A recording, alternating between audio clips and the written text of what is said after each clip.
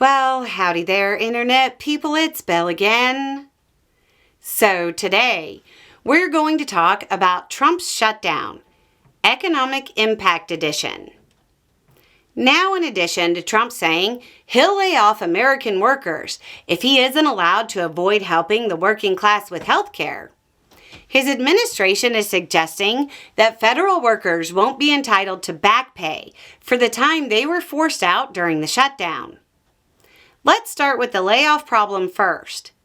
Even though we're not getting jobs reports from the federal government right now, we have access to other jobs data, and it's pretty bleak. It's actually bad enough that conspiracy theories have popped up, saying Republicans shut down the government to avoid having to release more bad economic numbers. There's no evidence to support that I've seen. It really seems as simple as not wanting to support the working class. Investment big boy Carlyle released their numbers. This is an investment firm with about $500 billion under their management. They say the economy added just 17,000 jobs last month. If you aren't familiar with these numbers, that's really bad.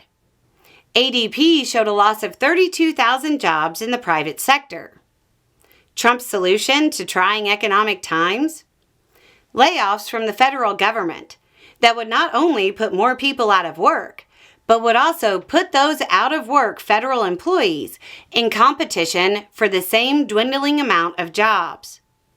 Beyond that, Republicans are now suggesting that furloughed federal employees might not get back pay, because surely simply deleting income from the economy will help keep America's financial state from sliding further into the abyss.